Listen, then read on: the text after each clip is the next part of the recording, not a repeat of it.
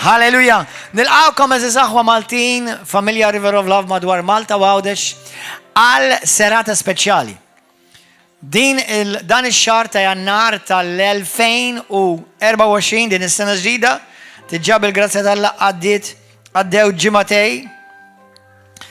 Dan fl-ispirtu tiegħi il-kelma tal-mulej li rċivejt għal dan ix-xahar kienet li dan ix-xahar huwa xahar tad-destin. Nipreferi ċertu kliem idur isbaħ bl-Ingliż, it's a month of destiny. Allura nħeġġiġkom biex ma timmissjaw xejn minn daw is-services ta' dan ix-xahar għaliex nemmen il-mulej ħajkun qed ikellmek u qed hemm affarijiet li ħajkunu kruċjali u ċavetta għad-destin ta' ħajtek. Itolbu miegħi issa stess eżawa. Eżis. Kulħadd jitlob miegħi fis-sem Ġesu. Halleluja. Missi Qadis. Kellimni l-lum mill-kelma qaddisa tiegħek. Spiritu Santu, għatini revelazzjoni, għatini għarfien, għatini ġuħ għal-kelma tiegħek mulej. Jina les li nilqa l-kelma qaddisa tiegħek u għattu iktar ma nerġa' nkun l-istess iktar fis-sem Ġesu Kristu ta' Nazaret. Amen u amen. Morru fil-ktieb ta' Ġeremija.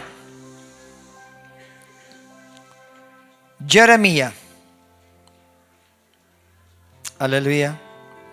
Il-profeta Ġeremija, kapitlu 11. Thank you, Lord. 29, skużawni, bil-kontra. 29:11, ħafna minnkom ta' fuq dik l-iskrittura. U ħanitkellem dan ix-xahar ħajkun hemm ħafna frażijiet fejn id-destin tiegħek ħajġi msemmi.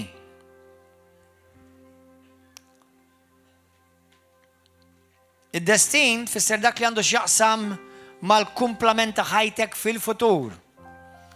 X'hemm lest għalik fil-futur. Mhux kull ma hemm lest għalik fil-futur bil-fors int taraħ. Mhux għax ħatmut, għalkemm dik hija possibilità għal kulħadd. Imma hemm affarijiet li inti trid tippożizzjona lilek innifsek biex inti tidħol fid-destin ta' ħajtek li Alla għandu għalik. Ġeremija 29, verse 11. Din hija l-kelma tal-mulej, isimgħu sew. Tiġà l-ewwel kelma tiġà għalija tiġà qed tajjat. Għaliex għax jgħid li kara. Jien naf il-pjanijiet li ħsibt għalikom. Mhux int, ġifieri. Ħafna aħna naqrawha jiena naf il-pjanijiet li ħsibt għalikom oraklu tal-mulej. Tajjeb, imma jien I know the plans, ħsibiet li għandi għalikom, oraklu tal-mulej. Pjanijiet ta' ġid. Dak kollu li Alla għandu għalik huwa ta' ġid. Mela Alla għandu pjan għal ħajtek. Kemm hawn minnkom inti tixtieq twettaq il-pjan u d-destin li Alla għandu għal ħajtek. Għolli dej. Isimgħuni sewwa moħħkom hawn. It's not gonna happen automatically. Jiena nħobb ngħid isimgħu hekk kara. Il-ħajja qisha xmara. Jekk inti titfa' zokk, dak it-zokk ħajmur fejn ix-xmara sejra. Sewwa. Jekk inti il-zokk jew instess, ħanidu instess, jekk inti tintefa' f'din ix-xmara, ix-xmara ħadd tieħdok fejn trid. Il-ħajja qisha xmara. Jekk inti qisek tintelaq fil-ħajja, l-ħajja tieħdok fejn trid. Imma jekk inti tagħmel deċiżjoni u rrid immur kontra l-kurrent, jew rrid inaqsa min-naħa l-oħra, ma tistax inti ġast tirrileksja bħal speċi ta' u hija nħalli l-ħajja toħodni fejn trid. Ħanejdlek ta' fejn ħadispiċċa? Ħadispiċċa ġa xi daqsbin. Ħadispiċċa ġa xi wiet. Ħadispiċċa ġa xi baħar kbir. Allura inti tkun għamil deċiżjoni li inti dak li Alla għandu għalik titwettqu. Amen.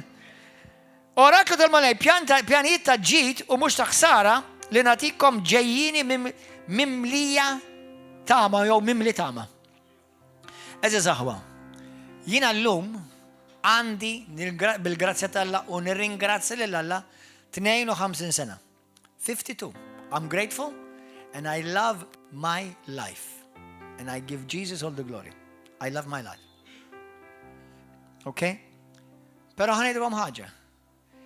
F'daw il-52 sena, u speċjalment f'daw l-aħħar 30 sena li jiena nimxi mal-mulej bil-grazzja talla, rajt ħafna Kristjani jibdew il-mixja mal-mulej. U rajt ħafna minnhom jiġġarfu. U ħafna minnhom bsejħiet kbar fuq ħajthom. Jiena għandi messaġġ jekk jismu, għandi messaġġ inni ma nippretka ħafna kont ippretkajtu l-Amerika, jismu Are you a womb or are you a tomb?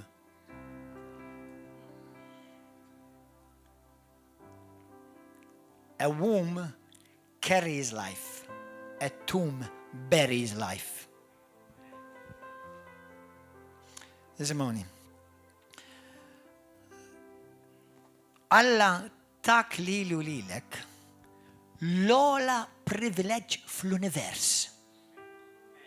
I'm telling you the truth. This is simple but incredibly powerful. Alla ta' lilek u lili l-ola privileġġ fl-univers. Dik li tiseħ il-qawwa tal-għażla. The power of choice. The power of choice. Jekk tibda tħossok naqa' ħażin fuq xi affarijiet li ngħid, ftakar mhux gordina lilek such probably ma nafekx jew ma nafx il-ħajja tiegħek personali u dettalji ta' ħajtek, imma jekk Holy Spirit, l-Ispiritu Santu jibda jkellmek għaraf xi ħaġa tajba fuq li Alla jipprova jgħinek. There are many of you here and ħafna oħrajn qed jisimgħu that this year is going to be exactly like last one.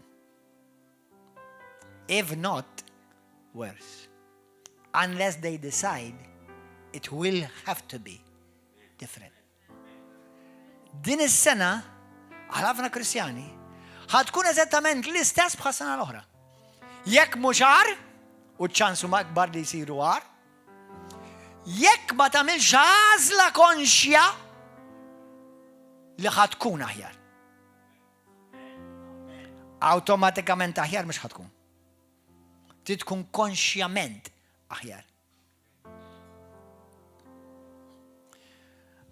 Aw ħafna minnkom li lkom tirrepetu idduru mal-istess muntanja.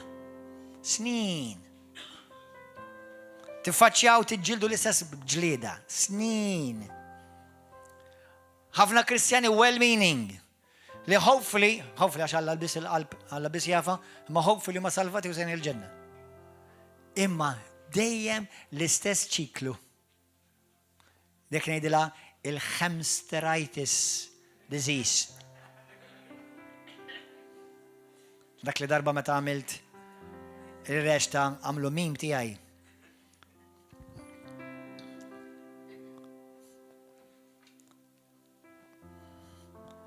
Alla tiġa ipprepara destin sabiħ għalik. Infatti, fil-Romani 8, F'Efesin kapitlu 1, jgħidlek li inti ġa preparajtek destin minn qabel ta' glorja. Jgħidula predestination. Predestinazzjoni. Jiġifieri jiena preparajtlek, ma jfissirx għax ippreparajlek int ħatwet awtomatikament. U fl-esperjenza tiegħi eżatt aħwa, qed ngħidilkom b'mod assolut il-maġġoranza ma jwettquhx. Infatti, jekk taħsbu li jiena qed ngħid xi ħaġa ġdida, ħalli ngħidilkom żewġ ministri kbar li tafu bihom żgur se tiffansjawhom jew ma tiffansjawhomx dak affarijiet tiegħek la tagħmel la differenza u laqqas tagħmel lilhom differenza. Imma sew Benny Hinn darba qala di u sew Kenneth Hagin smajtu jgħidha u anke smajtu wkoll li jgħidha ieħor jismu Apostle Joshua Suleiman. Imma darba lil mulej il-Benny Hinn il-Kenneth Hagin Alla qallu il-maġġoranza tal-poplu tiegħi ma jwettqux il-pjan li għandi għalihom. Għalkemm salvati għax joħobbuni bil-mod tagħhom u jagħmlu l-affarijiet bażiċi, aw Kristjan qas il-bażiċi ma jagħmlu, imma ma jwettqux ma jidħlux f'dak il-pjan divin li għandi għalihom.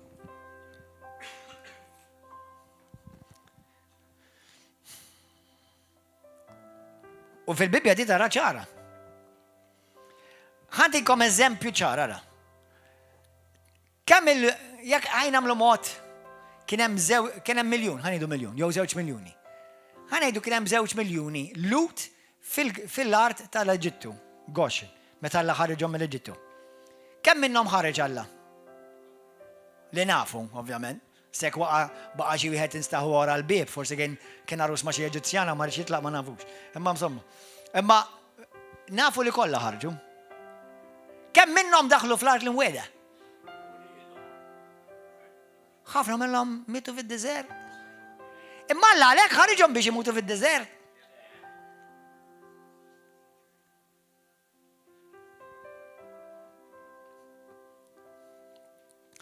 ħarġhom bħalma Ġesu ħareġ lilna minn taħt il-madma ta' dnub jekk inti ta' Kristu.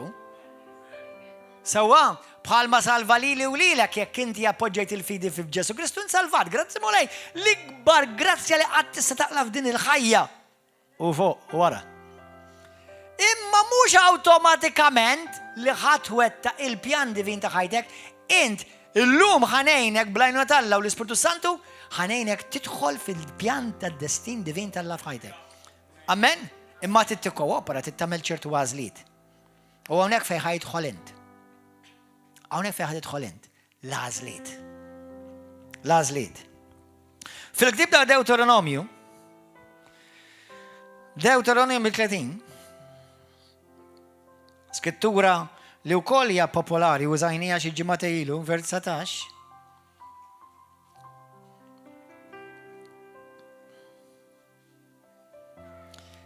Qed jitkellem il-mulej mal-poplu tiegħu. Insejjaħ illum is-sema u l-art b'xhieda kontrikom, il-ħajja u l-mewt li jien illum qed qudiemkom il-barka u s-saħta. Imma l-għażla f'idejk.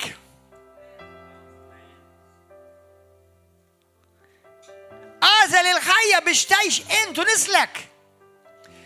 Taf kemm fiha revelazzjoni li wan l-iskrittura waħda biss.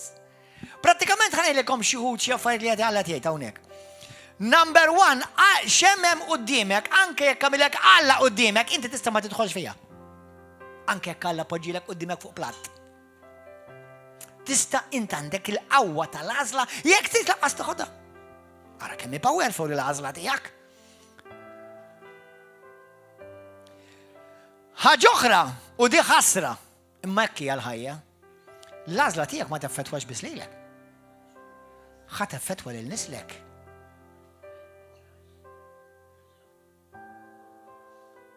Mela jien Gordon John Manche fl-ewwel ta' Ġunju tal-1995 għażilt nimxi wara Ġesu.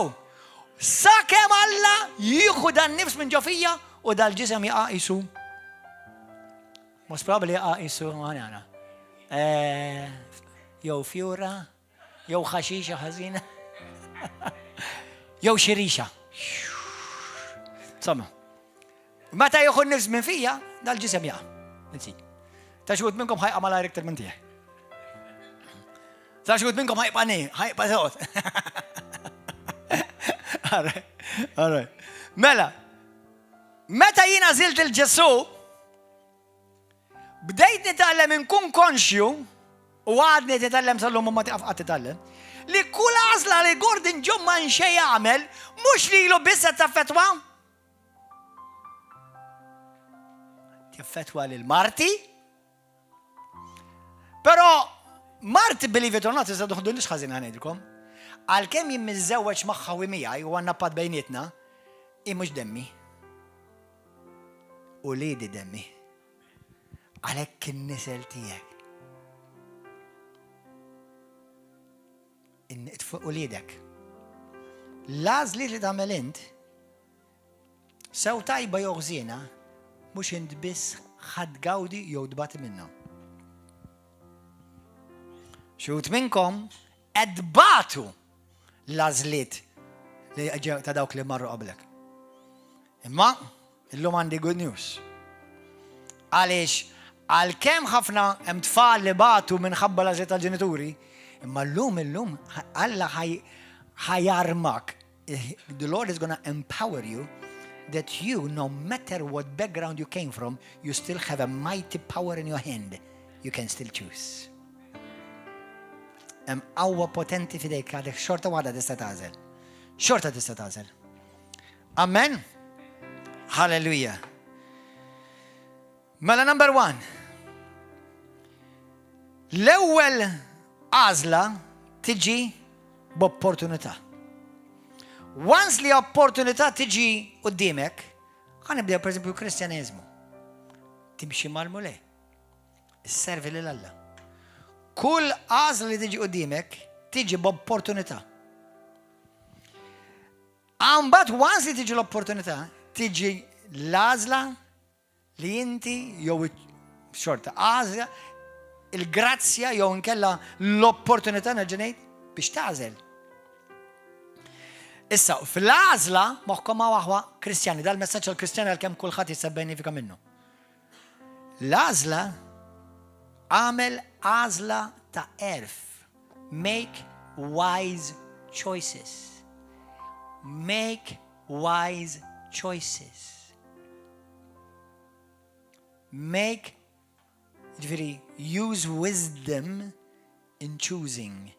Għamel l-erf, uża l-erf talla fl-għażla. Illum xi ħadd għalli pastor kien hemm brother fil-komunità u għalli bħalissa single u nifhem li tkun single ma tixtieqx forsi tixtieq tkun maħbub u jixraqlek tkun maħbub u Alla jridek tkun maħbub għalkemm l-ewwel imħabba jgħadha minn Alla jekk ma jkollokx l-imħabba tal-Alla ħatibqa' dejjem issib tfittax il-imħabba qatt ma nsibha. Imma apparti minn hekk. Alright, nifhem li nixtieq li raġel jixtieq ikun maħbub mara tiġi maħbuba. Imma isimgħuni. Jekk inti ġib preżentat quddiemek raġel li m'għandux l-Alla fik, għandu kemm għandu muscles, għandu kemm ifuq sabiħ u kemm huwa smart, jew huwa kemm sexy, jekk m'għandux l-Alla da diżastru għal ħajtek. U bil-kontra. Jekk inti raġel u ġietek mara u toqgħod tippuppalek fuq il-Facebook u toqgħod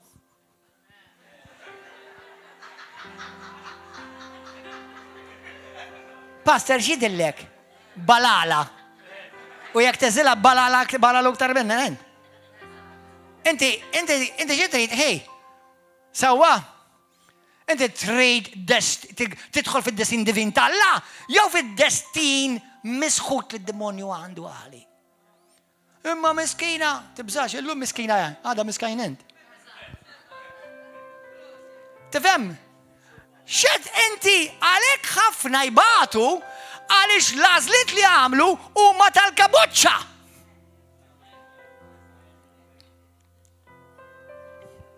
Sewwa?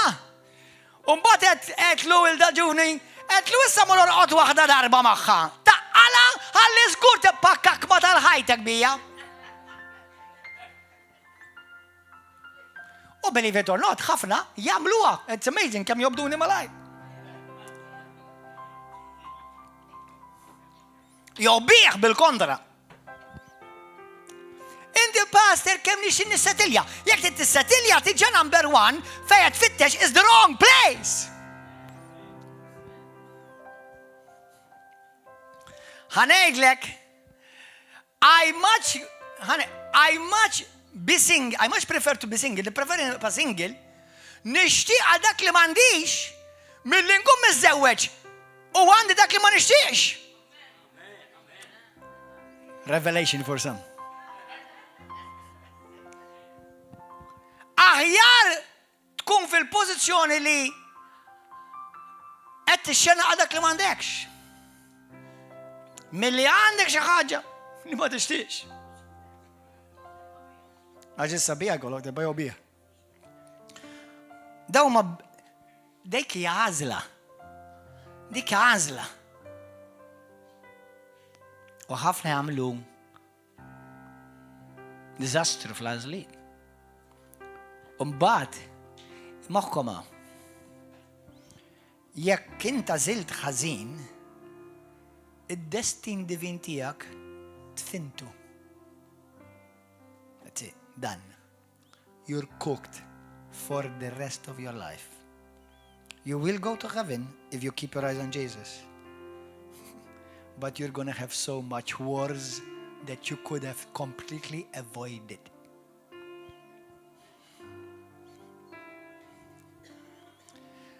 Alla huwa tant huwa tajjeb li jonora l-għażla tiegħek.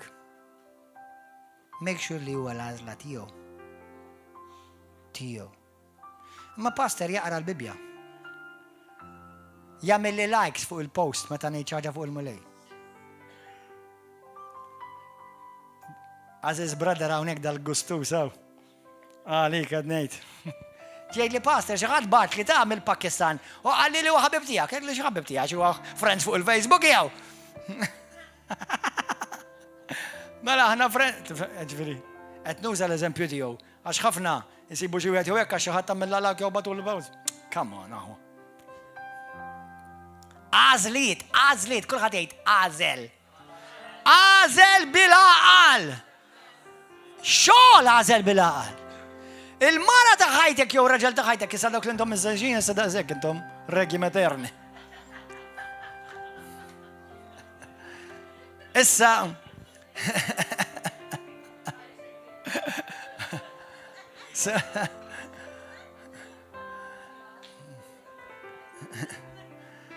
Amen.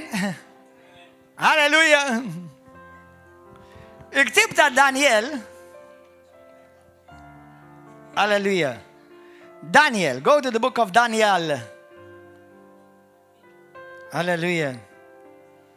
Għaw xaħat il-mulej tikelmek tiġa? Għaw xaħat il-mulej tikelmek jtbezbiz l-għajdek? ħat mu tikelmu għallaw. Tlieta, għaw t-nej minnis, tlieta, l-oħran xed jisimu. Ma zanna ftit, forsi inti tajt li jina mandu bżom mara l-lum jew raġel, xinu ma lażliet tamel kull-jum? Xinu ma lażliet tamel fil-ħajja tiegħek kull-jum? Spirituali. Per eżempju, mużika x'tisma', taħseb li mużika ma taffettwakx. Nixxin għamel messaġġ jekk Alla jrid biex norikom li sew is-sound il-kliem li aħna ngħidu mhux biss jaffettwawk fil-fidi spiritualment, anka fil-veru sens tal-kelma jaffettwawk fiżikament, provat xjantifikament. Let me tell you a piece of mandu xaqsa ma dak li qed ngħid imma tajjeb għandu wkoll tkunu tafu għalissa. Everything that is in creation mokkamaw responds to sound. I'll stop there.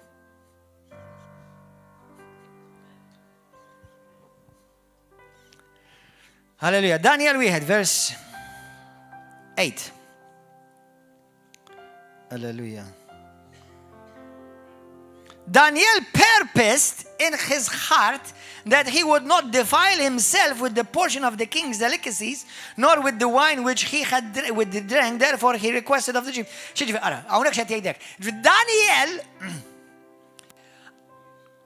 għamel il-ħsib purpose, biskop ġifiri. Illum jiena pastor, mux b'kombinazzjoni, biskop.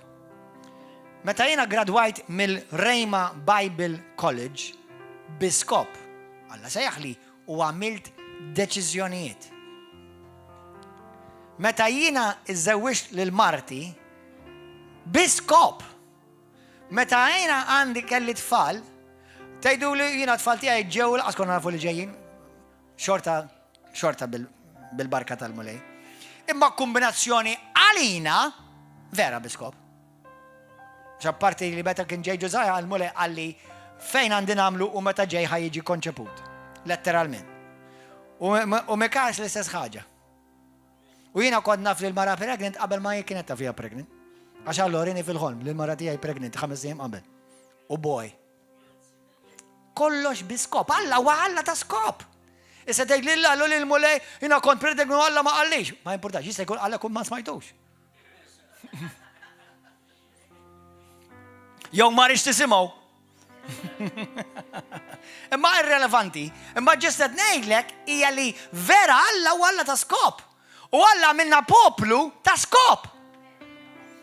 U Alla jridek tgħix biskop.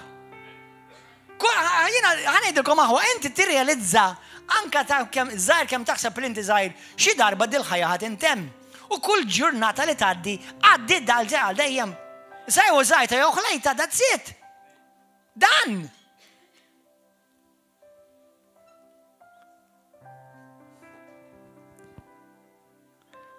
Hallelujah. Għalek fil-iskrittura nsejt fej tejlek teach us, O Lord, to count our days.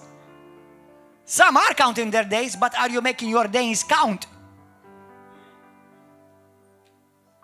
Vera minnet jot sninu, imma int il-snin ta' ħajtek u l-jim ta' ħajtek qed tagħmilhom vera biskop, hemm skop ħajtek jiena sejjer x'imkien, jiena qed nilħaq xi ħaġa, jiena qed nagħmel differenza f'din il-ħajja jekk mhux fil-familja, jekk mhux fin-neighborhood, jekk mhux fil-kumpanija, jekk mhux ġo pajjiżna jew ġo dinja. Biskop.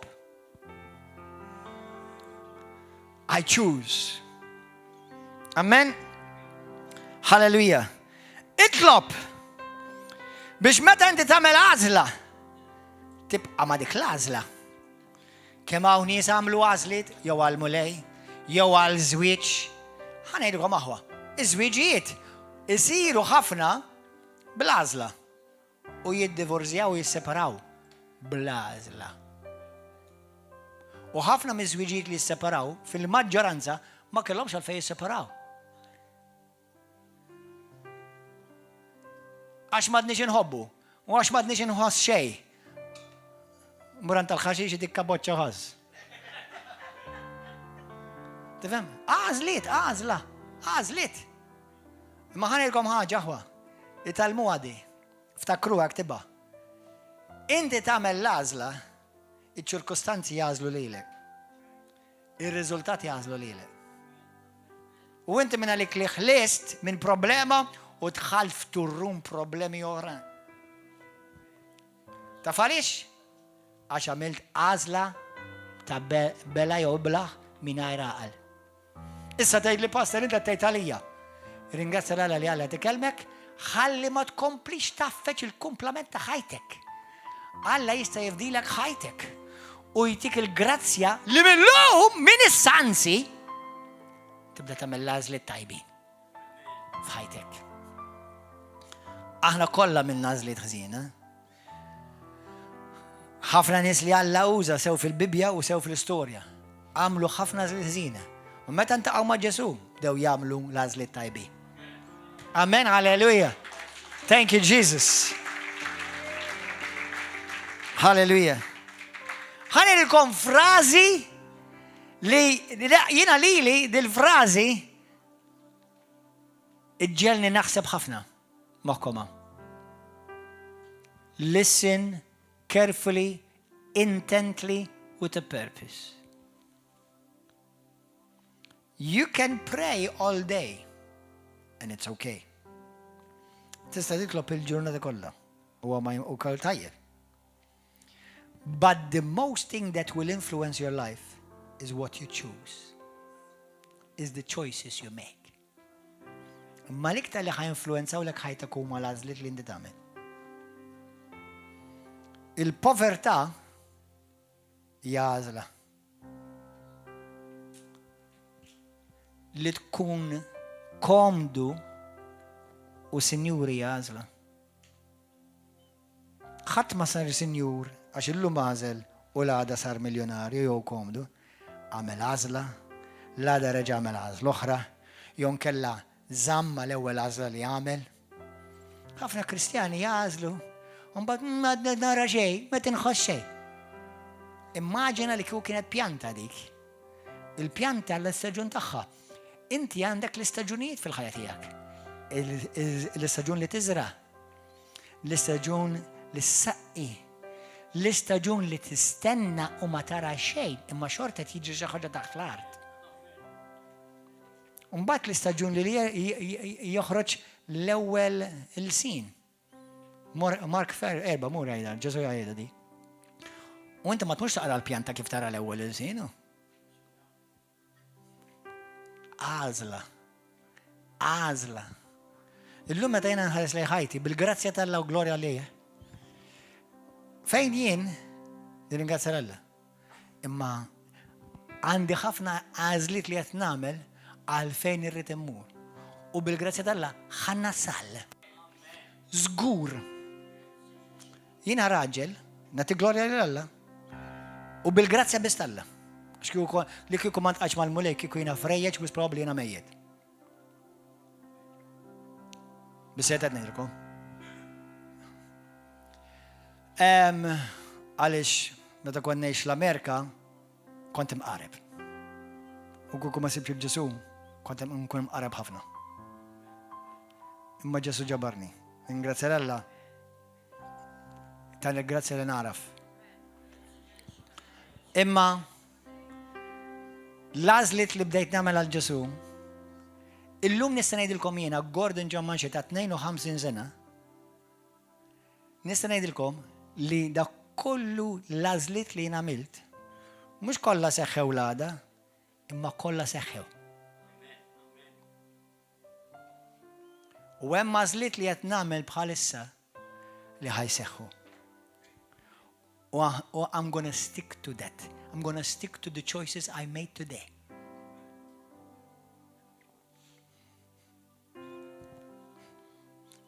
Gloria lil Mulej. Li inti tfalli hija għażla. Min qallek li bil-forsi tfalli? Hija għażla. Li inti toħroġ bil-povertà hija għażla. Ħanekom aħwa, aħna kollha għandna il-background tagħna naturali. Spiritwali ningrazzjaw l-Alla ġodda fi Kristu. Imma kulħadd għandna background naturali tagħna.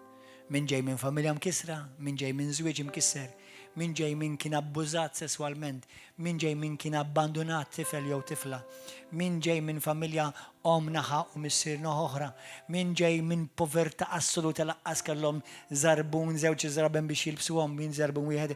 Daw backgrounds. But listen to this. Dik ma kienx l-għażla tiegħek. Ma kienx l-għażla tiegħek.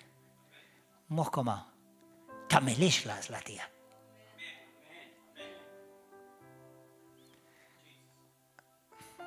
Hawnhekk brade, importanza mek brade, importanza bismek. Roman. Konna qed niklu flimkien il-ġimgħa l-oħra u l-mara tiegħu u liedhom żbieħ barka. Jekk jgħidlek il-background minn fejn ġie, titbellaħ. L-għażliet li jagħmlu ommu missieru u kif spiċċa, kif ħaj, tgħid illallu da raġel ta' dak il-background. Dik kienet għażla ħadd ieħor għamel għalih, imma hu ma żelix. U għażel ħaj oħra.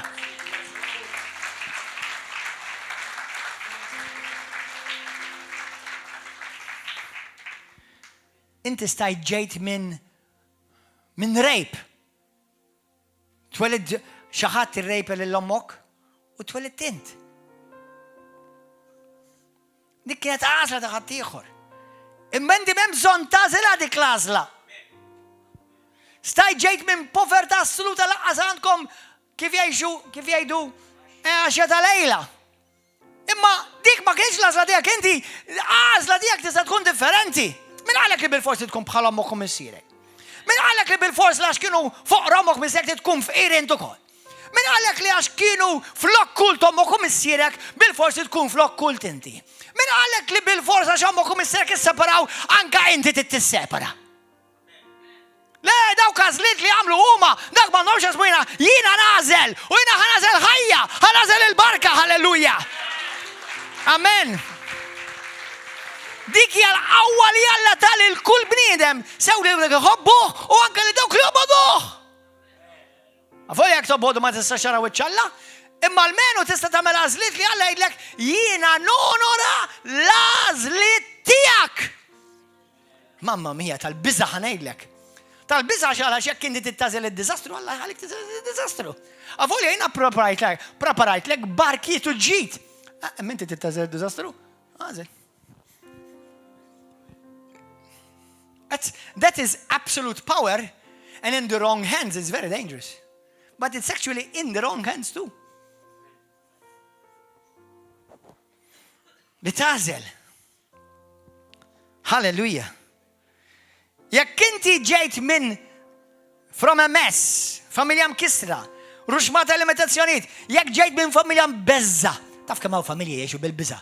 Għaliex inti titgħix bil-biża' wkoll?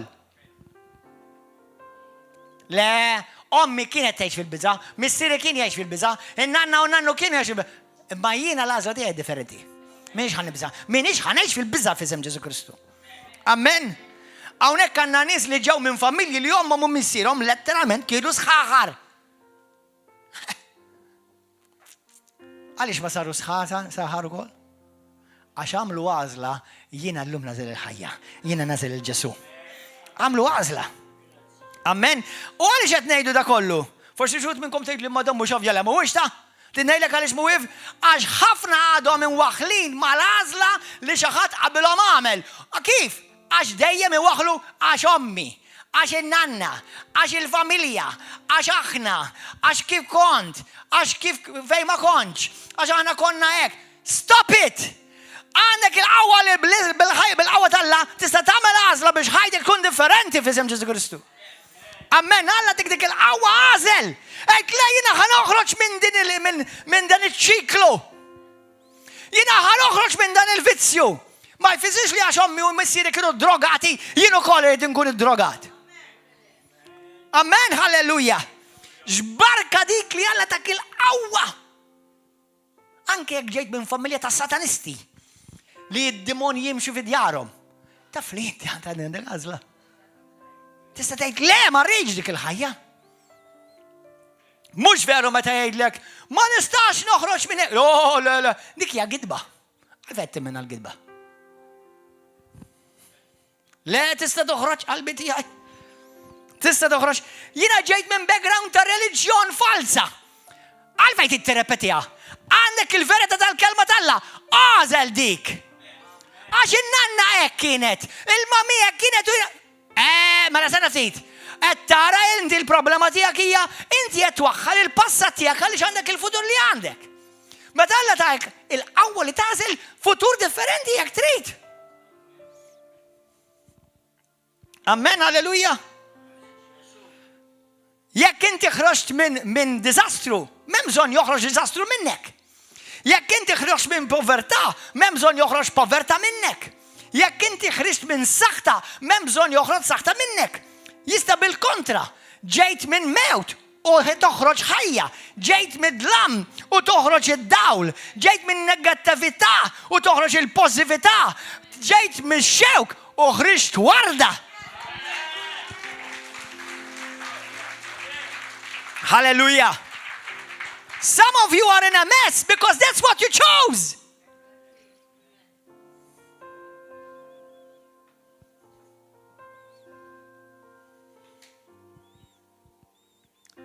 Idħol fid-destin divin tiegħek.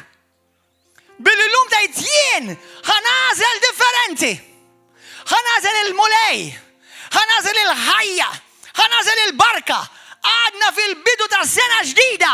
X'ħad għamel? Ħadd irrepeti s-sena ta' qabel? Intom li intom arrajjes, tuħdux għalikom, imma jiena pastor ħanejdilek il-verità. X'ħad għamel? Ħadd għamel sena oħra poġġut.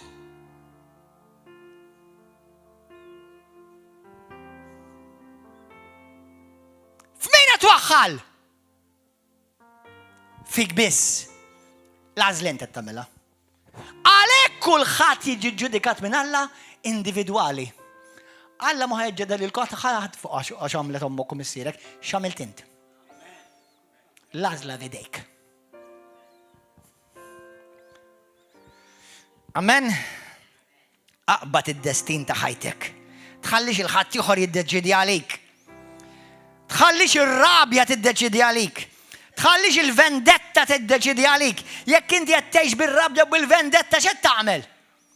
Qed tħalli il dawk li weġġawk jiddeċiedu għalik.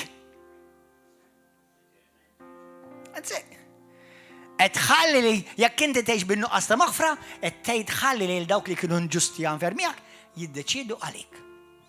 X'libertà l-mulej tagħna mamma mija. Weġġajtni, ma naħfillek. Għax jekk weġġajtni u ma naħfillekx, mela mhux tal-li weġġajtni, tal-li ħadħallini nwaħħal ma' dik il-weġġa. I'm sorry, mhux ħampaxxi. Kun maħfur.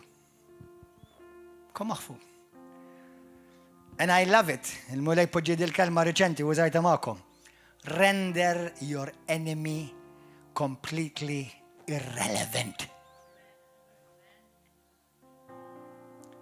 ħalli l-ladu tijak, għamil l-ladu tijak, jisa kun demonju, saħta, familja, ċirkustanza, persuni, għamil l-ladu tijak kompletament irrelevanti. Means id-deċiżjoni tiegħek ma jiddependux fuq x'għamillek ħadd ieħor. Id-deċiżjoni tiegħek huwa fuq dak li għamel għalik il-mulej. Amen aħwa. Meta jiena u inti ngħixu bir-rabja, bin-nuqqas ta' maħfra. Għal dawk li intom tgħidulina ħfirtlu tabba ħanejdlek. Sena ridi. Jekk inti teħfirtu ħad toqgħod tgħid li ma ħfirt xejn. Għal dawk li intom tgħidu Kristjani, pastors, leaders, assassins, saċerdoti, puppets, fil kollha minnkom. Sewwa, inkluż jien magħkom. Jekk jiena ngħidina ħfirtlu ta' u mbagħad kull darba li kolli opportunità nibda nirremetti, ma ħfirx. Aħfer il-Bibja il-mod kif Alla jaħferek jogħġbok. Aħfer u insa u wieqaf tkellem fuqha. Basta tgħid ħfir ta' intom nisa ma' rġil tagħkom. Ħfirtlek ta' imma ħana ngħidlek ara x'inti li 20 sena ilu. X'inhi 20 sena ilu?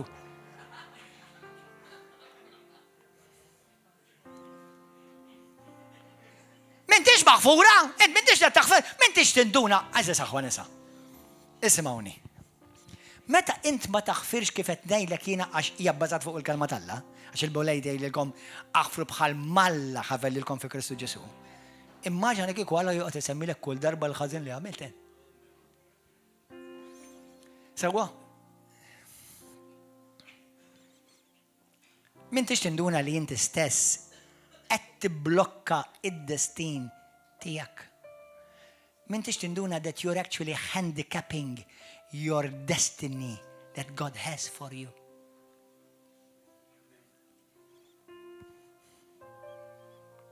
And you're wasting your time. Meta jiena ngħixek, noqgħod il-ħin kollu noqgħod ngħaddi x'għamluli fil-passat. Daw mhumiex affarijiet li ħajjejnuni naċċessa il-futur li jien nixtieq ikolli. Jekk jiena noqgħod inżomm l-anżita, odju, vendetta, mhux ħanaċċessa jien il-futur u d-destin li Alla għandu għalija. Halleluja. Ifhem il-qawwa tal-għażla u onora d-deċiżjonijiet li inti tagħmel. Alla jonorhom id-deċiżjonijiet li inti tagħmel. Taf li Alla jekk inti tagħmel għażla mhux ħajwaqfek. Issa titolbu wara li għamil xi paprata tgħidlu mulejjeni ħanieqaf f'din fejn dħalt, imma Alla jonora l-għażla tiegħek. Amen. Glorja lil mulej qaddis. Sew tajjeb u sew ħażin. Għalhekk kun utli noqgħod inwaħħal fil-knisja, fil-pastor, fil-qassis, fis-soru, fid-djaknu, fil-mara tal-pastor, fuq dak l-għaxer. U nutli qalbi tiegħi, stop it. Let me tell you something. This is going to challenge some of you. If today, mamma mia ħalpas Holy Spirit. If today you're in a place in your life where you're not doing something that you know you could be doing because of something that others did to you, you already lost.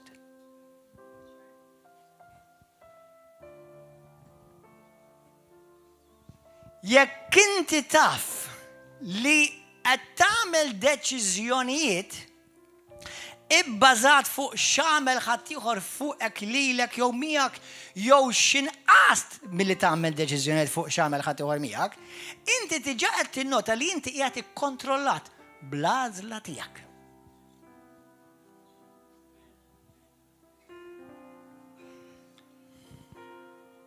Bl-għażla tiegħek.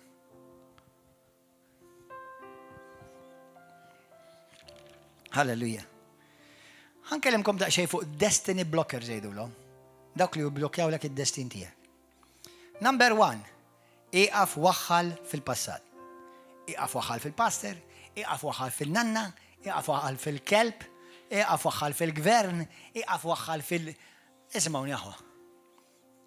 Meta jiena naqra l-Bibja u nara Daniel ibrilla. Shadrach, Meshach, Abednego, ibrilla. Nara l-Knisja tal-bidu, ibrilla. Nara lil David, jibrilla. Intom taraw l-istorja pozittiva biss. Arawa fil-kuntest fejn ibrilla. L-oppożizzjoni li kellhom. Imma min jissamma l-iktar? Min l-iktar famuż? David jew Golija? Min l-iktar famuż? Ir-re jew Daniel? Nisi? Imbilli ir-re u minnu. Imbilli l-gvernu minnu. Ma Gordon John man xejn kollu jissamma.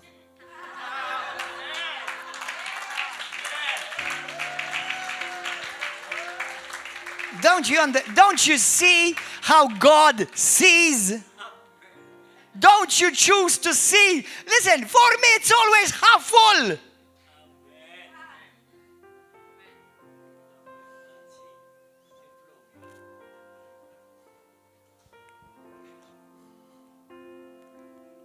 I serve a God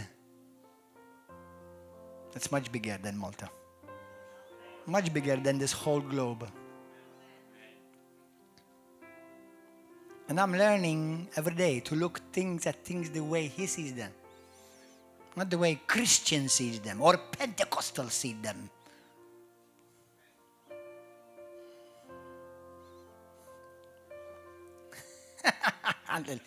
Woo! Glory! Hallelujah! Gloria tijak lilek Malek Ġesu. Stop blaming others. Iqaf waħħal f'ħaddieħor. Iqaf waħħal fil-mara, iqaf waħħal fil-raġel, iqaf waħħal fit-tfal, iqaf waħħal fil-flus, iqaf waħħal fil-knisja, iqaf waħħal fil-qassis u s-saċerdot u whatever. Iqaf! You're stuck! And it's your choice. Hallelujah. Meta l-anġlu der lil-Gideon. Allu għaxaħan jena ġej mill-liċken familja f'Izrael. Il-familja tijaj ma tanċu ma sinjuri. Il-familja tijaj mumiex famużi. Alla taċ, għallu. Bl-Inglis. Mighty men of valor. Lili għaddej. Let me give you a phrase that's powerful. Appreciate this church for the prophetic anointing. Why? Because when I speak under a prophetic anointing, I'm helping you redeem your future. Get that. Go and chew that. Meta bnidem talla jitkellem taħdilka profetika, et jgħinek jifdilek il-futur tijak. Go and chew that. That's why prophecy exists. Hallelujah.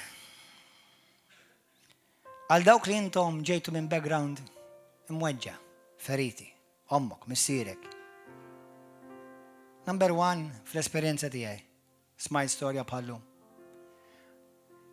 Il-bicċa l-kbira ta' drabi, in-nies li weġġawk huma nies li huma mweġġa.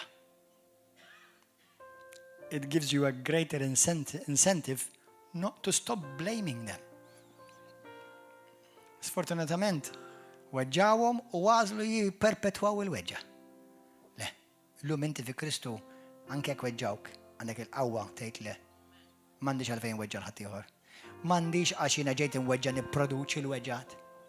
Le. Amen. Għax il-mama, għax il-papa, għax inkon. Mhux qed ngħidlek ma jiddispiċinix u ngħadrek u għandi kompassjoni lejk, imma isma' hija. Aħna inti trid min joqgħod jitħassrek jew min jgħinek timxi l qudiem. X'tippreferi? X'tippreferi? Inti xi trid il-passer joqgħod jitħassrek jgħidlek joħasrek kemm ma jxraqlek xu miskejn u miskejn joħasrek. Hekk trid naqda mill-lej. Jew dejlek isma' u minn hemm għandek il-qawwa biex tażel f'ħajtek. il-futur huwa fidejk. Għażlu. Ħadd ma jista' jikkontrolla lek dak. Amen, hallelujah. In Jesus' name. Ħaġa oħra simawni. Moħkom hawn Kristjani f'sensikom. Moħkom hawn. Moħħok hawn. Never curse your father or your mother. Because you will end up worse than them. Għad tisħat l-ommu kull missirek, jew il-pastor tijak, jew il-nis, il-missir spirituali tijak. Għad, għax inti spiċċa ħafna għar. Naf li għaw ġenituri li weġġaw, naf li għaw min kienu abbużat. Pero nistanajlek bħal deġetilkom, il-maġġoranza kienu ma' stess weġġa. Pero ma kellhomx sfortunatament ċaħat jenom jinqalaw. Sfortunatament.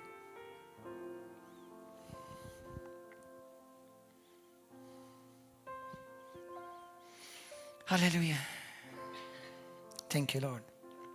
Għalek jeżizaħwa, tipperpetwax il-luġieħ, tipperpetwax il-saħta.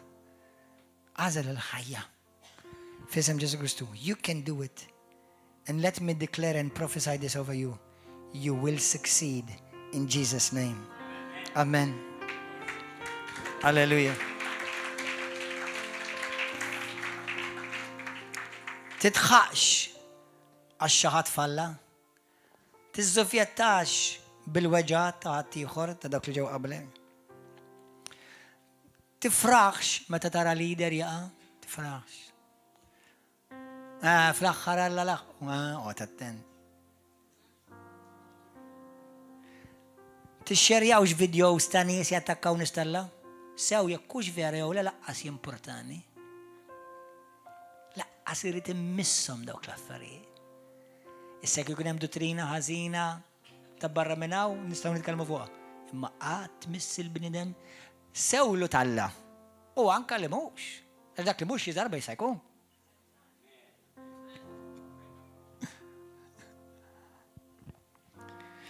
Halleluja, dawk li marru qablek, isimgħuni aħwa, brothers.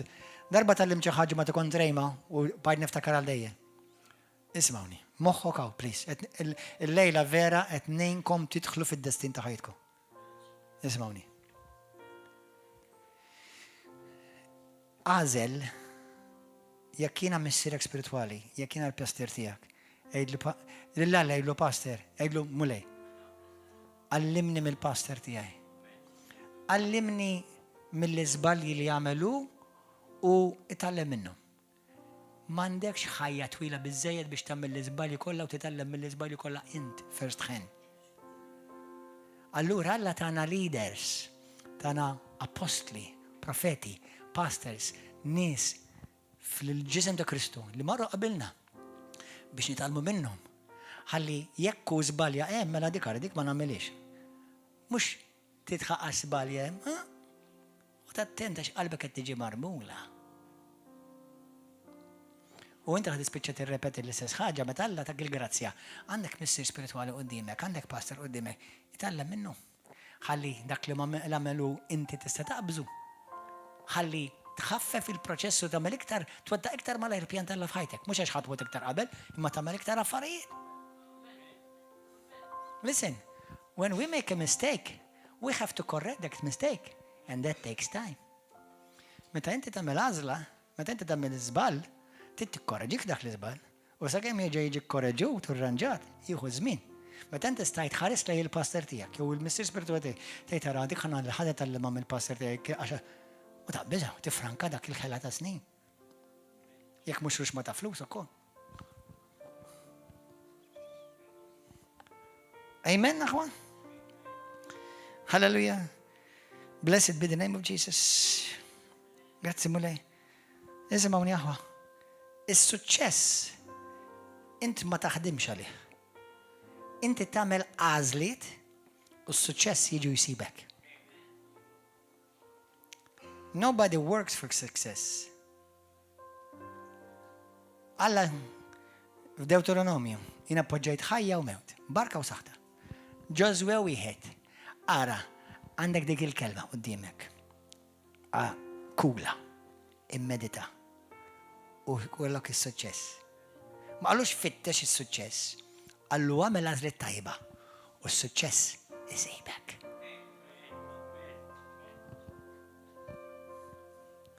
When we make the right decisions, what we're doing is we're becoming a magnet for success.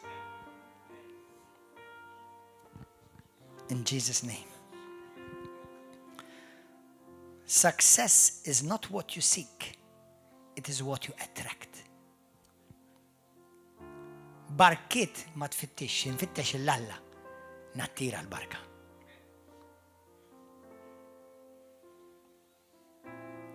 Jekk jiena rrid is-suċċess, infittex li kolli l-erf talla.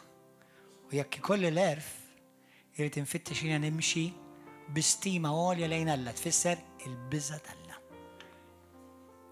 U tara s-suċċess jiġri lejk. Xi ħaġa interessanti, smajt bidem Alla jgħid u ħanejdilkom. Gordon Ġommanxie, fis-sens ħanapplika għalija din, ovvjament għax ma qalx fuqi, imma ħanbrika. Il-messaġġi li llum il-ġurnata jisimgħu għamelu f'kbar ta' nies. Kont kapaċi nipritkom 20 sena ilu. X'inhi differenza? Għażliet u s-suċċess jibda jiġri lejk. Imma għażliet kuljum. The right choice today. The right choice the next day. The right choice the day after. Making the right choices will make you a target of blessings.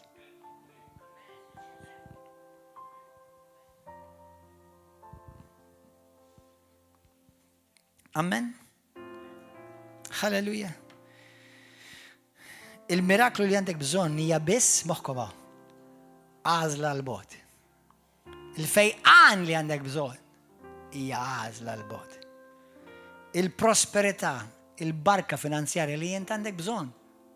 U jekk taħdem u tagħmel affarijiet sewwa u tagħmel żied sewwa jixraqlek. Hija għażla l-bot. Imma inti tittażel. Bħalma għamilt il-post jumejlu. Alla jtik il-grazzja imma l-għażla jadem fidejk. God gives you the grace, but the choice is always in your hand. Lord, give me grace. Oh, yeah. Let me ask you this. This will be another message. When do you know you have the grace? Meta tkun taf li għandek il-grazzja? Meta inti tara baħar qudiemek, tażel li tidher qisek iblaħ. U tgħid ħadd m'għamilha. U jgħidlek għażel estendi il-qasba jew xejdu dik xella il-bastun. Li kieku Mosè ma stendix il-bastun, kien jinfetaħ il-baħar. Would he have found out that he had the grace to do it? Had he not chosen to make the first step of choice? How do you know the grace is over your life? Has God called you to it? He's already provided for it. But you must choose.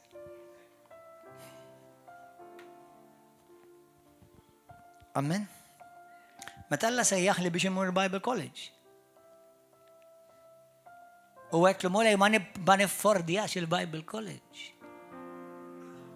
Ma meta għamilt l-għażla biex imur il-Bible College, mingħajr penny, u rrid inħallas madwar b'kollox fix-xahar, ma kontx naħdem kont ma xejn, b'kollox rrid inħallas qisu spejjeż 1000 fix-xahar. Qed nitkellmu 30 sena ilu, ta? Meta bedaw ġew il-flus? Daw jiġu flus. Meta jien għamilt l-applikazzjoni biex immur Rejma. Bla flus. Meta jien ktibtilhom u għedtilhom Alla għalli ħajbatni. Il-moment hemmhekk deret il-grazzja. li Alla kien hemm il-grazzja fuqi. Meta kont naf li Alla appoġġa l-grazzja tiegħu fuqi li ħajkonna knisja? Meta għamilt announcement tal-ewwel meeting u ġew 25 ruħ. Meta kelli kon naf li kelli l-grazzja li ħajkonna televiżjoni. Meta mort inħabbat fuq il-bib u nippretendi u nemmen li ħajkoll il-programm. X'qed tippretendi li ħajġu jħabtu lilek?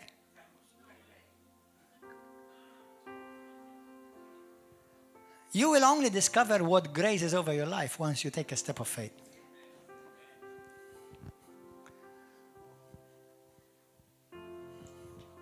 Amen, aħwa? Kif kont taf jekk kellekx il-grazzja biex ikollok binja ta' knisja? Meta bdejt inħares, infittxu binjiet. Ma kellek il-flus, le.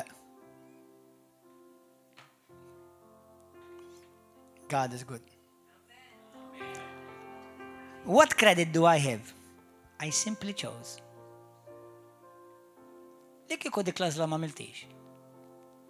I would have never found out. Għatma kon niskopri. Amen, aħwa? Halleluja. Illum, xut minnkom tridu tinħelsu mill-passat tiegħek billi tagħmel għażla. Tajjeb li titlob u tajjeb li ssum. Għamilhom it-tnejn. Ma fl-aħħar mill-aħħar tista' tibqa' titlob u tibqa' ssum u tibqa' xorta fl-istess pożizzjoni. Sakemm inti tgħid jien ħanqum minn hemm u bħalma qalek Ġesu jgħidlek qum minn hemm erfa' xfriexek u imxi! Imma das kemm inni hawn ħadd ma jgħinni. Imma pa inti m'għandekx naqa' kompassjoni għalija ma tafx kif inħossni hawn. Ma lepem.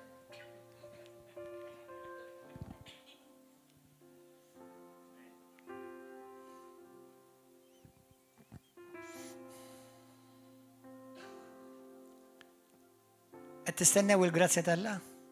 Tiġi għandkom il-grazzja tal-Alla jismu Ġesu.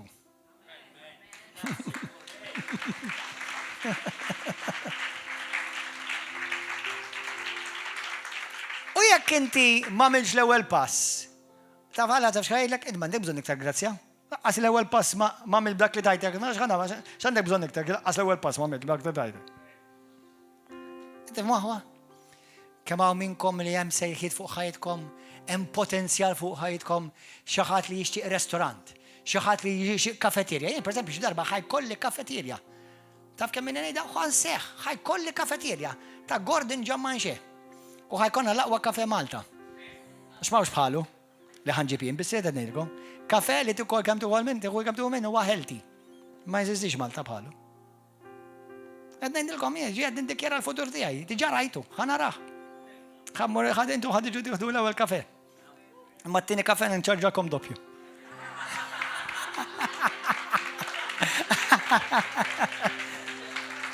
Tgħid li inti x'tambi għall-kafeterja biex tiġi għandek bżonn għandek rixma ta' xogħol, għalhekk la noqgħod jiena fil-kafeterja. Nqabbad lilek taħdem għalija.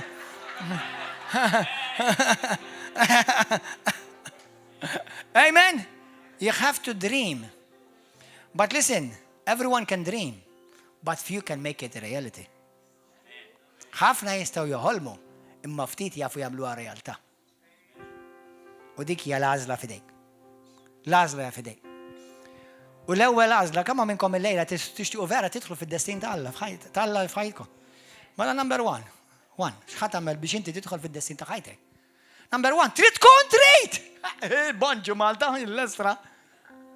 Mela trid tkun trid. Alla ma ħajġilek xejn tagħmel li ma tridx. Trid tkun trid. You have to want to. Trid tkun trid. Jien irrid inwetta il-destin divin tal-Alla u hekk ħanagħmel. F'isem Ġesu Kristu. 1, 2. Inti lest ġenwinament u ħad tiġi ttestjat fuq din obis. Li tgħidlu mulla jien irid inħobbok b'qalbi kollha, b'ġismi kollu. Akkosta kollox, inti irid inħobbok b'qalbi kollu, b'ġismi kollu, b'moħħi kollu, qalbi b'kollha tiegħek. Dak huwa l-ewwel wieħed importanti, It-tielet. mela huwa tkun triq. Għax ħadd ma jidħol fid-destin divin ta' ħajtu każwalment imma biskop. Tu, aħna Kristjani, aħna nissa saltna. ħadd għamel dak li Alla jrid minnek. Mhux għada da. Il-lejla. Issa. Mhux issa smajtu l-messaġġ. U issa għad iddeċidi. Tgħidli mhux ħan iddeċidi għal issa, iddeċidej. Nżid, għadek kif iddeċidej. Iddeċidejt li ma tiddeċidix. Ġifieri ħad iddeċidejt li ħad tidħol mal-massa ta' dawk tal-hamsters. Iddur fil-istess post u tippretendi bidla. Good luck.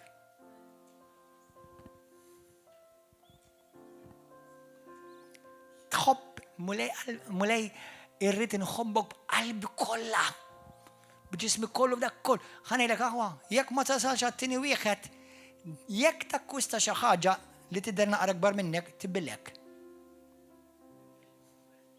Għaw min irid ikun imbierek u jkollu l-flus fideh. Nagħmlu mod inti. Alla jaf dak. Ħannara moħħkom hawn, ħanamlilkom test. Imma kunu sinċira. Kunu sinċira, ħadd mod jarawkom fuq lat jarawkom fuq televiżjoni, ħadd ma jarawkom. Ħlifjien u Alla. U Matthew minna.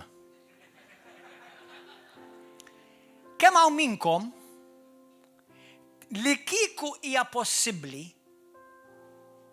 il-lejla inti ssir miljonarju u l-lejla tmur id-daru fil-konti jekk issib €1,000,000 f'ismek. Kemm tixtiequ dak? Jekk tgħid li ma tixtiequx, ħan ikklejmja l-miljon tiegħek għalija. Halleluja. 1. 2. Kemm hawn minnkom tgħidli pastor, jekk jien Alla jtini miljun, żgur nagħti id-deċma u l-offerta tiegħi jolli idej.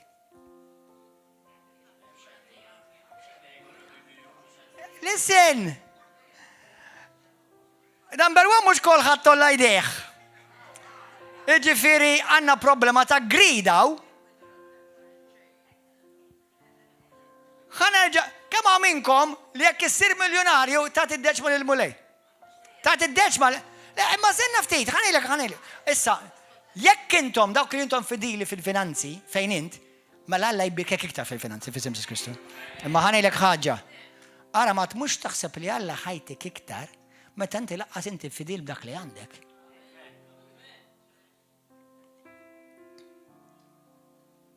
Issa mhux qed ngħidlek tiegħi tal-miljun jew id-deċma għal Alla x-xogħol tal-Alla. Issa jekk tagħti għalili dik mhux deċma dik tiġi offerta u kareta mal-pasti. Sewwa u xorta tkun tagħti deċma lill-mulej. Ġifieri li tagħti lili mhix deċma, id-deċma lill-mulej intu għax-xogħol tal-Alla. Sewwa, imma importanti di tara, ħanilkom għax il-mulej diġa billi f'qalbillu. Hawn nies Kristjani jixtiequ jkunu mberkin. U believe it or not, taf li fil-Bibja Alla jgħid fil-Krib ta' Deuteronomju kapitlu 8 vers 30, jgħidlek li Alla tak il-qawwa biex inti tkun biex tiġġenera l-finanzi. Taf li jgħidlek fil-Bibja. Imma stenna ftit. Li kieku vera jbirkek finanzjarment, ħafna minnkom ħajjitkom tiġi distrutta. Tiġi distrutta. Għax inti l-ftit li għandek tiġi jikkontrollak is-saħħa wara jkollok miljon fidejk. Do you see the choices that we are making? Tinduna bil-lażiet li tagħmel aħwa.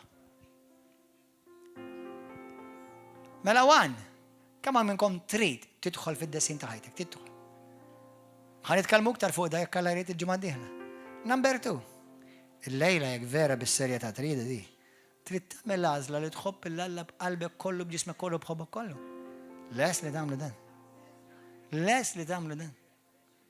Mhux miegħi mal-mulej. U number 3, itlob il-Alla biex jagħtik klerf tagħmel deċiżjonijiet li jonaraw lilu. Li jonaraw lilu. Ħalli l-passat wara kulħadd jitlob hija baxxi rasek. Baxxi rasek. Halleluja. Issa kull għażla tiegħek li inti tagħmel Alla jippredendi minnek mhux paroli biss, imma l-għażliet li ħatamel il-lejla f'ħajtek mhux ġas xewqat الشوقات ما يجبدوش الفافور تالا فوق حياتك. الديسيزيونيات بالعرف تالا اللي يتراو الفافور تالا فوق حياتك. متى بيترو شخت الشبكة في البحر ومبات ورا أبات الحوت. ملا ديسيزيوني عملها عمل ما الحوت جي.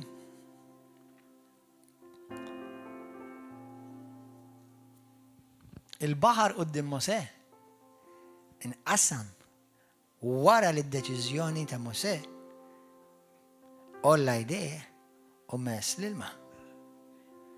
الله ما يباركش الانتنسيوني الطيبين، الله يبارك الأكسيونيات طيبين.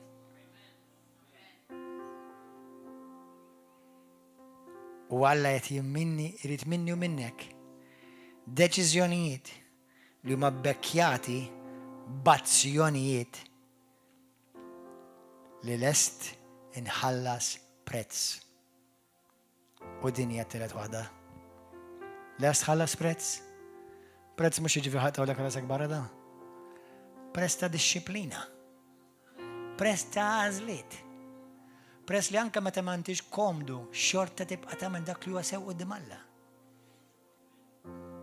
بريس لي يكيش الكنيسة تكون عقلي، تكون في الديل، في التندنسة، في الطلب، في لوتيت، جمع ورا جمع ورا جمع. عدك ما رايت شيء ورا جمع أخرى. التبايليا التقوملا جاية بركة، جاية زبلوك بالمالتي، جاية بريك ترو. البريك ترو يجي ورا اللي يكون ما كومولاتسيوني تا بريسيوني. متى أنا وأنتي نعملوا ديسيزيونيات عقلين بالديسشيبلينا ذو اليوم. تعرف ديسشيبلينا كانت تكون الخفنا منا اللي نجوا متى يكون الكسخة، نجوا متى يكون البرد، نجوا متى تكون الشتاء.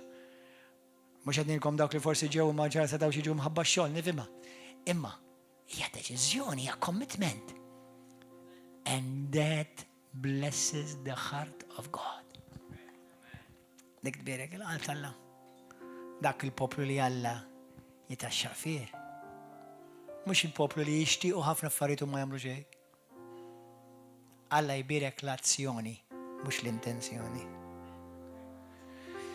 تكلم مع المولاي فين انت الليلة؟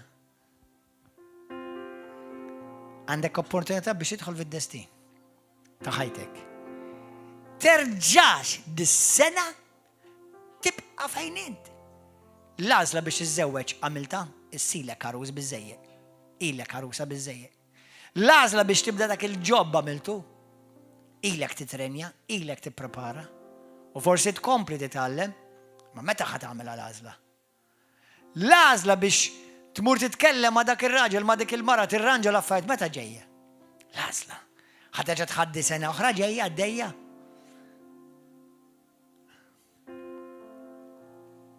الكلمة المولاي كانت في ديسمبر تخليش لفريت السنة قبل يدخلوا في السنة الجديدة عشان هتسبيتش تربيت دي السنة بحال مع السنة الأخرى. اطلب معي سستس اللي مش قديس نمبر 1 سكوزاني عندك كلينتون فورسي تيجي باستر لهم اللي هو دربة شينات خيط الجسو. ريش نعمل ديديكاسيون فيرا جنوينة للمولاي. ريت نعيش على المولاي، ريت نقف نعيش في الذنوب، ريت نعيش في ريت نقف نعيش في الخزن، ريت نقف نعمل هذه خزينة، ريت نازل الجسو وريت نازل الخيا والبركة. أو شغات يجي كلهم وليدك، أو شغات وليدك، وليدك هم توش تستخي، ما عندكش الفاي تستخي، تستخيش. الله تيارا القلب الله تيارا يديك وينت نار يديك ودنيا تعمل ديسيزيوني. ملا اللهم هتعمل ديسيزيوني مخكم معه الديسيزيوني اللي هتعمل لسه هتبدلك الدستين تحيتك مخك أو أيت مياه من قلبك مش قديس في اسم يسوع. grazie الكلمة قديسة تيها مولاي قديس Grazzi ta' din l-għażla li inta tiftaħ li għajnejja għalija. Li jien għandi l-qawwa assoluta f'idejja biex nagħmel għażla pożittiva ta' ġid ta' futur mimli tama. Dan li inti tixtieq għalija u jiena nażel dak li inti tixtieq għalija, mhux dak li ridi. Għax int vera taf il-pjanijiet ta' ġid u ta' tama u ta' futur li għandek għalija mhux jien. Għalhekk muli qadis. Number 1, nitolbok maħfra ta' kemm il-darba għamilt għażliet ħżiena. Ta' kemm il-darba waħħal f'xi ħadd jew f'xi ċirkustanza jew f'xi ħaġa minħabba dak li għaddejt minnu jien. Issa l-għażla f'idejja. Il-grazzja inti diġà tajtieli. Imma jien illum ħanieħu din l-għażla. Number 1, li nagħmlek is-sejt tiegħi u s-salvatur ta' ħajti. Anke kif ikolli persekuzzjoni, attakki, min jajjarni jitħabija, mhux ħanħalli dawk l-affarijiet jiddeċiedu għalija. L-għażla f'idejja, illum jiena nażel. Nażel lilek Ġesu. Nażlek biex tkun is-sit u s-salvatur ta' ħajti. Inti li bentalla l-ħaj. Illum nażel il-ħajja. Illum nażel il-barka. Illum nażel destin divin mimli tama u ġid. Għax dak li għandek għalija. U mulej bil-qawwa tiegħek ukoll ħanamel għażliet ta' disċiplina. Mhux għażla li ddum biss ġurnata jew ġimgħa jew xahar, imma għażla li ħatibqa' miegħi għal ħajti kollha. Li jiena ħanimxi miegħek. Ħanoġbok.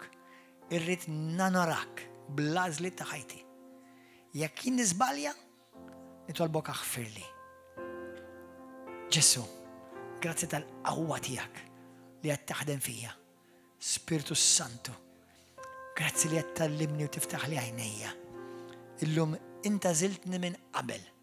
Ippredestinajtni għal pjan sabiħ glorjus mimli ġiet u għena. Dan li għandek għalija mulej. U dak li jien irrid ukoll.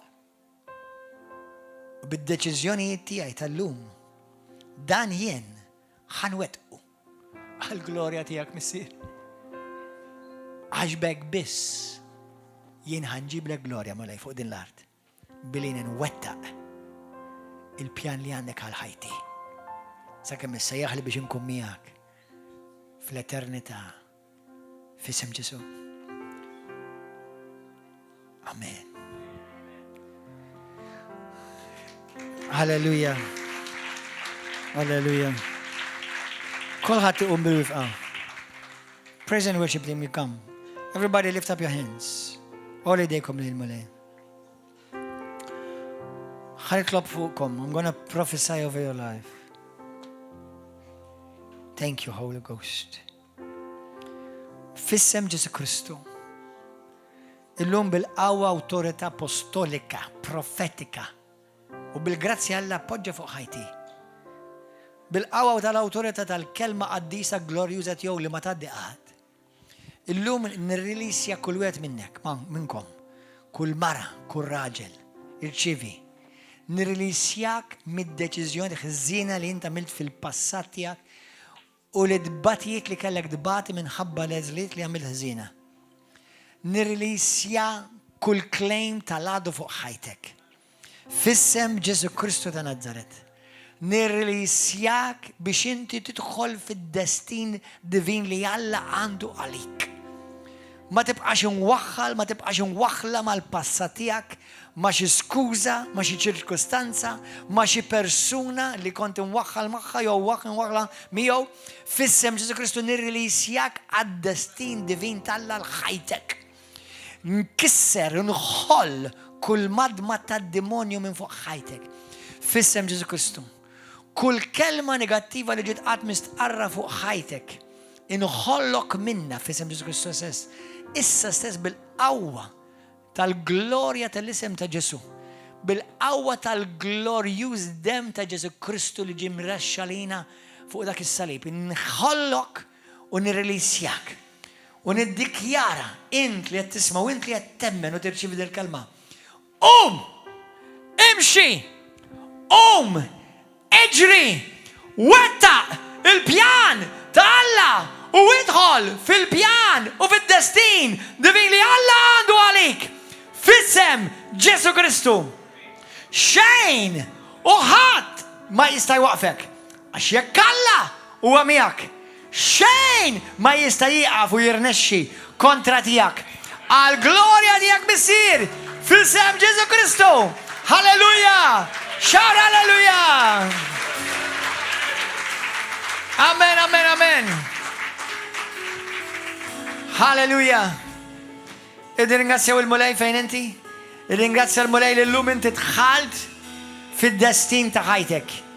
Jekk l-lum għamilta għazla, issa zomma, ibqa maħħa dik l-għazla li għamilt. Alla tak għawa assoluta fidejk. Biex tażel, ħadd ma jista' jkisser l-għazla tiegħek. ħadd ma jista' jħassar dak li inta żilt. ħadd ma jista' jinfluwenza l-għażla tiegħek. L-għażla tiegħek f'dak li għażilt hija f'idejk totali. Il-mulej tik il-grazzja biex bil-fidi inti tieħu pass wara pass. Pass wara pass. U dik id-destin li Alla prepara għalik u inti titwettqu taraħ iseħħu jsir fil-ħajja tiegħek. Fissem Ġesu Kristu. Fissem Ġesu Kristu. Għal dawk li intom kontu waħlin mal-passat minħabba l-għażliet ta' ħadd ieħor. Għal dawk li intom għamiltu tiġa għextu ammont ta' snin u għamiltu għażliet ħżiena u qed taraw li iż-żmien tiġa għadda. Il-mulej fissem Ġesu Kristu. I prophesy over your life. May the Lord give you special grace and redeem your time and redeem your future. In the mighty name of Jesus Christ. Bil-qawwa ta' Ġesu Kristu, il-mulej jifdi il-futur ta' ħajtek. Biex dak li ma rnexxilekx tagħmel fil-passat, tagħmlu fil-kumplament li baqalek fuq il-ħajja ta' din l-art. Fissem Ġesu Kristu ta' Nazaret. May the grace of God locate you. May the grace of God invade your life. May the anointing of the Holy Spirit come mightily upon you. In Jesus' name tonight. Let's praise God together. Hallelujah.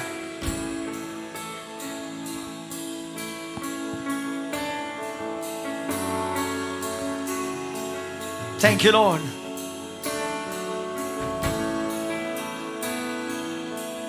Oh, yes, I want to know you more.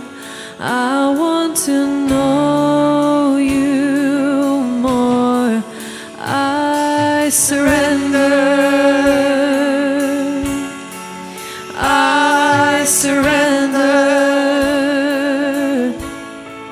I want to know you more. I want to know you more. I surrender, Jesus. I surrender. I want to know you, Lord. I want to know you, Lord. I surrender. Oh, yes, hallelujah. I surrender. I want to know you, Lord. Yes, I want to know you, Lord. Father God, we thank you. Come on, start giving him thanks. Ringrazzja l-mulej. If anybody need prayer right now,